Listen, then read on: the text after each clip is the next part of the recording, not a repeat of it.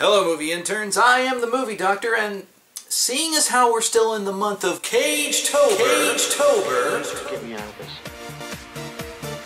I am a bad man. Bring me the big knife. I'm gonna cut my throat.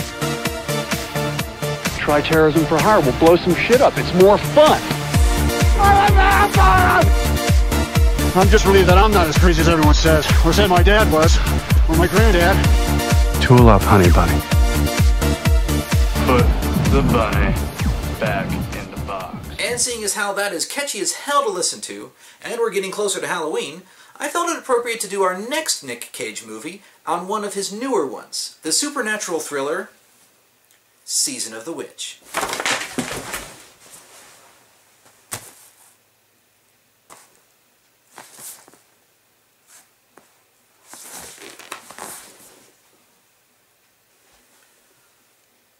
Well, looks like I'm actually going to get to do a review without anybody interfering. At least I hope I am. No! Oh, hey, Doc. Just came in to pick up this new spec script for my newest project. It's about a... Don't tell me, Greedy.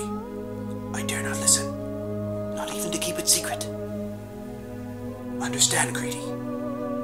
I would try to use the script to do good. But through me, it would unleash a knowledge far more terrible than any of this world should know. But I wasn't even gonna leave it with you. No, you can't. Okay, I'm glad we got that sorted out. You're a little scary sometimes, you know that? Okay, now that we've got that sorted, where was I? Ah, yes. Roger Corman. The man called King of Cult Film and the Pope of Pop Cinema, Roger Corman has been in the back of many filmmakers' minds when creating their modern masterpieces, or masterfeces. You see what I did there? I made it feces instead of Roger Corman has had his hand in more television and movie series than anyone can easily count. On IMDb, he has over 400 producer credits, 56 director credits, and at least 35 acting roles throughout his and his protégés' films. Some of these films he was partially responsible for have even graced the big screen in more recent times. Suffice it to say, Roger Corman is a legend in the B-movie realm and has developed quite the well-to-do reputation in many circles. So why would I even bring up Roger Corman if we're still having such a great love fest for the great man known as Nicolas Cage? Well, it has a little bit to do with the fact that during my look into the patient history for Season of the Witch, and besides all the horrible negative reviews and poor ratings the film got, I ran across many a critic and actor who mentioned this particular movie as being very Corman-esque, that just never hit the mark.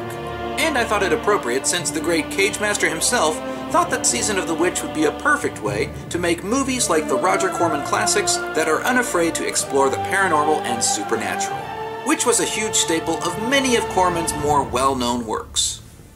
Another interesting side note is the fact that Season of the Witch started as a spec script that changed hands several times since it hit the open market in 2000. So it seemed to be a potentially popular original idea that many different studios threw around until finally falling into the lap of Relativity Media and the young talented director Dominic Sena of Swordfish and Gone in 60 Seconds fame. Now all they need is a couple good actors to fill those really particular main roles. I can only imagine how hard that task was. Okay, so who do we like for this main role that we can easily make spin-off after spin-off of? De Niro. What? No, he's too old. James Franco. You're taking something, right? Not so crazy. Besides, he's only into movies about himself and getting high. I don't know. Ron Perlman. Alright, now you're just fucking with me, aren't you? I'm sure you want Nicolas Cage cast as a main character too, right? Perfect. Credit and call lunch. Yeah, that's probably about right. Finally, the cast and crew had to do some extra filming after initial screenings of the film didn't go over very well.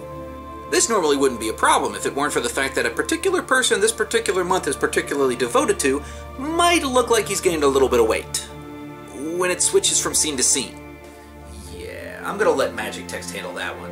But for now, let's look into this movie and see if it casts a spell of entertainment on us. So the movie starts out with a distinct lack of that homey feeling we've had through our first two Cage movies. Those dulcet tones of Nick himself with that lovely narration.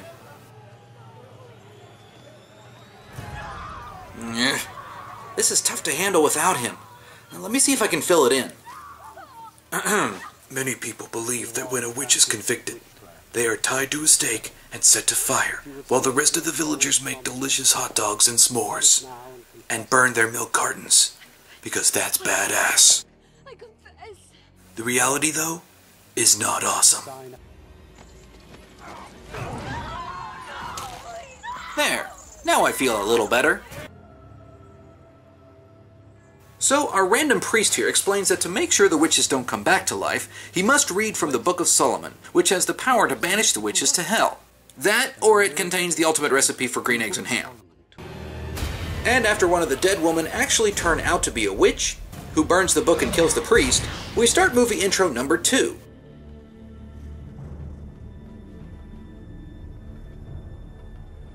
Where we find our Cagemeister and Hellboy veteran Ron Perlman arguing like Gimli and Legolas over who will get the most kills. Boulder Dash! Oh no. Not another one. Yes, movie doctor! Characters! Another one! Ugh, you might as well tell us who you are. I was getting to that, Mr. Dr. Interrupticus. I am Victor, the Victorian historian. And I... Oh good, I needed someone to interpret historical events to fictional movies I watch! Well, that seems I'm going to have to win you over with some charm and skill. Now then, may I? Oh, by all means. It's not like I've ever been able to stop any of the other guests. Thank you. First, more than anything, I'd like to address the grave miscalculations that the movie's text has prompted us to. You'll see here that they called this the Age of the Crusades. Now, while this is an over-exaggeration, or hyperbole, if you will, to the time frame, the marked year that these events take place occur after the major crusades have ended. That's fascinating. Indeed, yes. And if you'll notice, they mention the first battle they are in is the Siege of Tripoli. Indeed. Well, the problem lies in dates again. You see, the Siege of Tripoli is a well-documented siege, which lasted almost 8 full years, in 1102 to 1109. That's amazing! Indubitably, it's clearly obvious that the filmmakers did not take the time to map out and plan the correct dates for this particular, historically inaccurate romp through Europe. That's astounding! Yes, I know. But I'm also done. I can't believe it! It's incredible! How could I even miss that? Doctor. I'm beside myself here. Doctor. I had... Yes? You are incorrigible. I can see what Mrs. Bookslaughter was talking about. I know. Look, Victor. It's not that what you were talking about isn't interesting. And I agree, the historical inconsistencies shows how lazy the filmmakers were about the details. But for the most part, when I'm watching a movie just for the entertainment value, I can't fault the pure action that it brings to the table, especially so early in the film. I'm also a huge fan of big army-on-army battles, so it's intriguing to watch. I concede to your point, Physicianus Insightfulus. So, you like armed battles, eh? Well, let me regale you of the tales of the Peloponnesian Wars, where there were a great many excellent naval battles to be won there. No, perhaps another time, Victor. For now, let's you and I get back to the review. Fuck, I just asked you to watch the rest of the movie with me. Okay, let's get back to it together.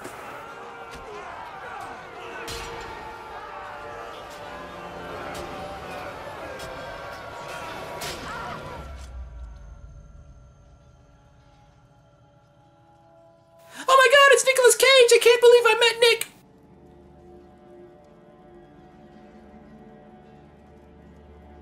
Oh, I'm dead! So after he kills this seemingly innocent woman, Nick Cage, who plays Bayman the Knight, feels guilty and confronts his commander about the religious consequences of their actions. And they sort of get into a bit of a faith match? A glorious day for the church. You call this glorious? Murdering women and children? Know your place, Knight. You pledge your life to the cause. For God, not for this. I am the herald of God in this world. His voice rings ever in my ears. Perhaps it is not his voice you hear. How dare you! I'm holier than thou! No, I'm holier than thou. Blasphemer! Heretic. Non-believer! Lutheran. No, wait, what's that? This little spat leads to Nick and Ron deserting the army and start the long road home. And on the way, they have Sheep roaming free and no shepherd in sight. conversations. Did they jump the fence? That kind of All of them? just trail off. We've been walking all day and haven't passed a soul. Keep your souls. Let me find a chicken. Did the writer just forget to finish the dialogue? Because this is the only time it really happens. So it's not like this is becoming a big problem. It's just odd, you know? Kind of like if I did a setup for a joke and never did a punchline. Like right now.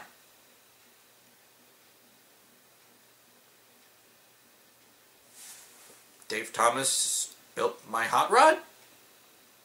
Anyway, after some more traveling, the pair happens upon an eerily quiet home.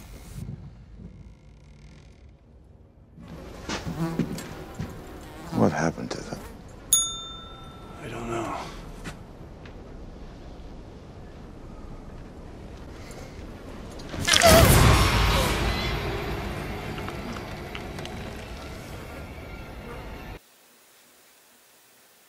Was that supposed to be scary? Would you get back to your own screen?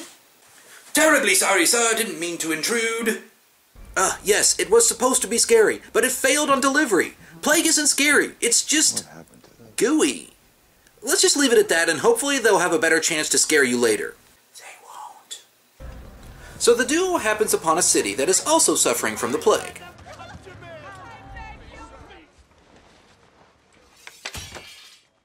Oh crap, now they know I'm a Raiders fan. Leave it. Should have gone around. And for some reason, that little sword tease is enough to swarm the whole city's guards on the spot. That's worse than getting a bounty in Skyrim. There's no mistake. You're a wanted man, and it's time to pay for your crimes. Nick and Ron are brought in front of Cardinal McChorizo-Face, played by Christopher Lee. I have seen it. What has this to do with us? He asks that they take someone called the Black Witch to a faraway monastery which they initially do not agree with. I serve the church no more.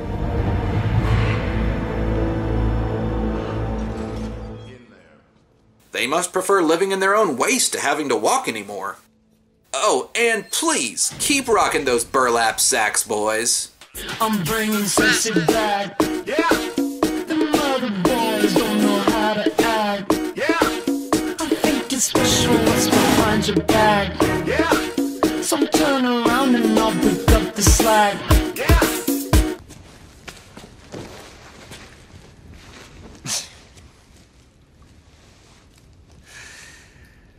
I serve the church no more.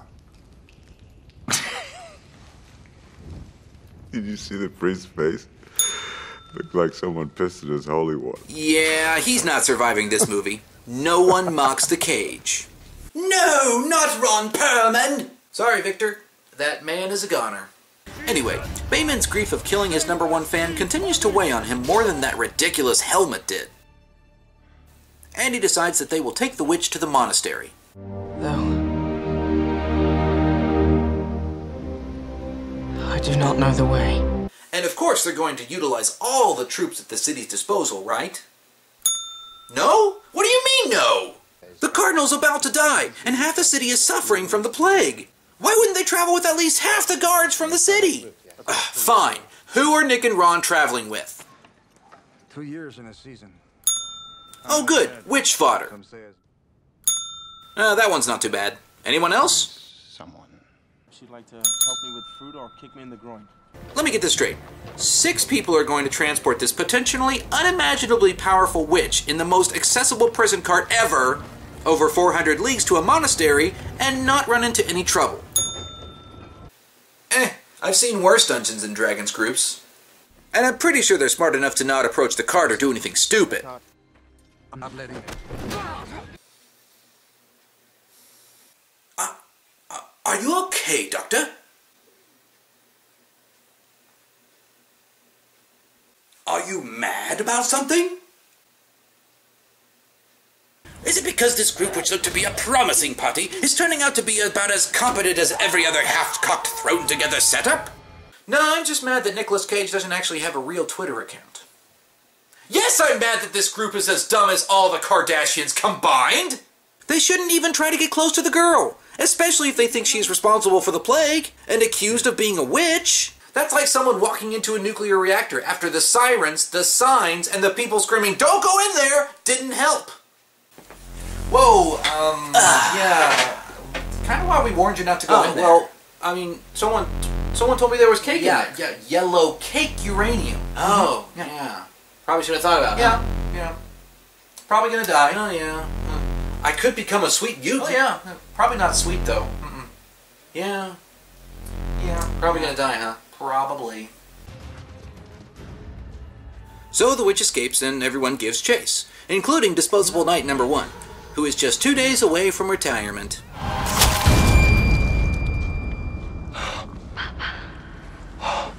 Mila? Yeah, it's just like Mila Jovovich to go around stabbing people. Would anyone care to offer some words? Let his sacrifice not be in vain. Oh, and may he walk in heaven with Billy Mays and Elvis and Amen. Dominic Patron and stuff. Alright, some of you might be asking right now, "Hey movie doctor, what's up with not talking too much about the witch and how inconsistent she's being from scene to scene?" I'm truly grateful. Well, mainly because I'm actually fine with her role in the movie overall. She is sort of a talking MacGuffin that is being pushed along by everyone. Also, there's a certain point when she stops being this and becomes this. But we'll get to that in a little bit. For now, we see Comic Relief Guy continuing to not be Comic Relief and just go on and on about more doom and gloom to Ron Perlman. I know the way, I just can't see the way. In fact, he's never funny, which is really awkward because the way we meet him, you would think he'd be the clown of this trip. Instead, we get this coward who is more worried about saving his own hide and just killing the witch. None if I can help it. And that's something that the rest of the group cannot have. Forgive me if I seem reluctant to put my life in your hands, but I have a better solution. We kill the bitch, here and now, and be done with it. So they turn into wolves and eat him.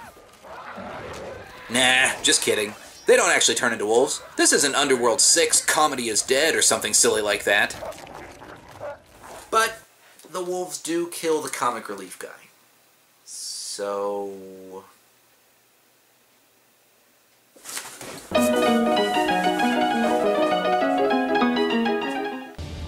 the group finally makes it to the monastery, and only 2 party members lost in the process. That is some real progress, people. Too bad all the monks are dead.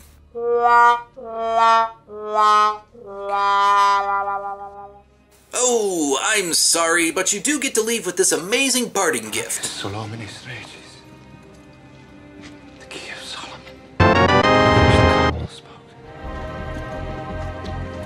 What have we here? Is this the fair trial you promised me, Bayman? Wait for it. They are godless people, infidels. They have sinned against God and against His only Son, Jesus Christ. They must be punished. Wait for it. There it is. Welcome to the M. Night Shyamalan part of the movie, folks. You know, Dr. Heinz-Heiticus, this director isn't the only one that is known for his plot twists. Oh, I know, but I can't very well use David Fincher or Franklin J. Schaffner without losing some of my movie interns to age or cult movie culture. David who? Hey, did you forget rule number 1 about David Fincher? Yes? We don't talk about David Fincher! Don't make me quote rule number 2 to you, friend. Anyway, the twist was that the witch was a demon all along. Not an amazing revelation, but it is neat to finally hear the group confront the witch and watch her transform into the demon before she beats cheeks and runs away.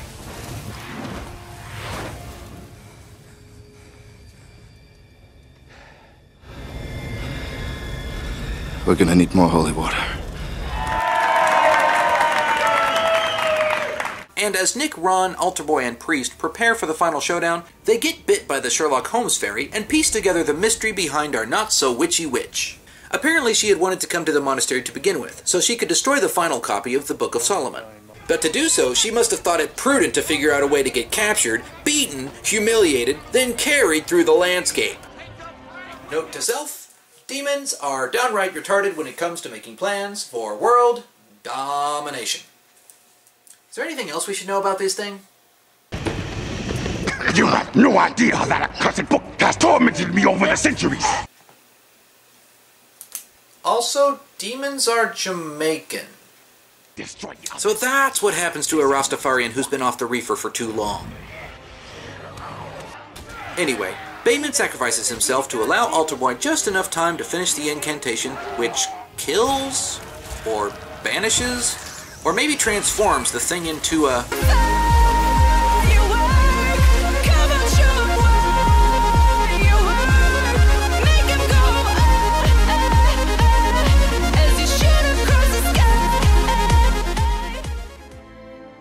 And Bayman dies knowing he did the right thing in freeing the girl from the evil presence.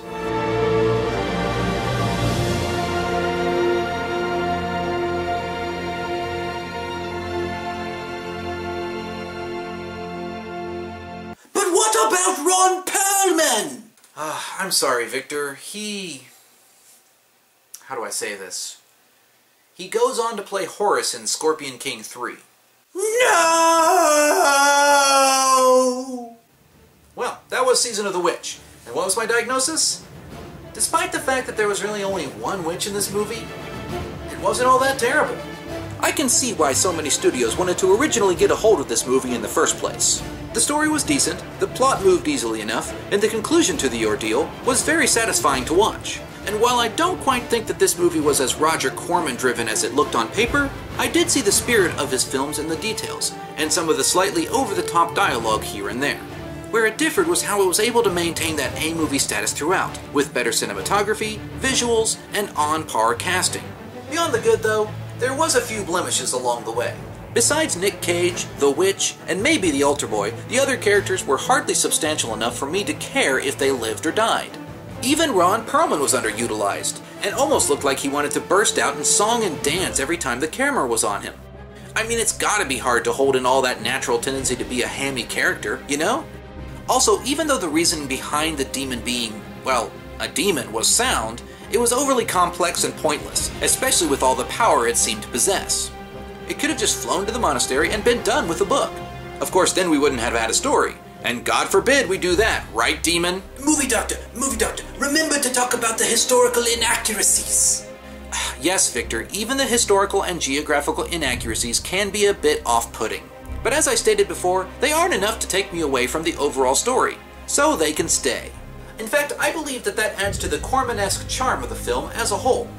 For my cringe factor, the movie never became bad enough to make me want to convulse too hard, and I found myself enjoying it more and more the longer I watched it. So it gets one of my nicer scores yet, at a 3 out of 10. It had some missteps along the way, but in the end, Nick Cage's role in The Witch's performance pushed it down enough to keep it entertaining and likable, and worth me wanting to watch it again, despite the horrible scores some of the more popular online review sites bestowed upon it. So you see, Victor, it may have been bad to some, but even with the historical problems that it had, a stickler like me found it worth another look. Fine. But don't think this will be the only movie that you see me in, Dr. Inferiortis, it's stupidious. That one kind of got away from you, didn't it? Hush!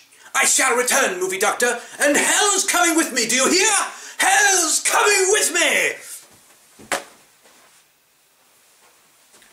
I'm just going to grab my hat here. Well, that's about par for the course for all the crazies in my head. I mean, the ones that come to visit me. Yeah. Well, movie interns, another one down and one more Cage movie to go. But don't worry, I saved the best for last. So join me next week when I finish out with Cage-tober. I am the movie doctor, and I'll see you in the exam room.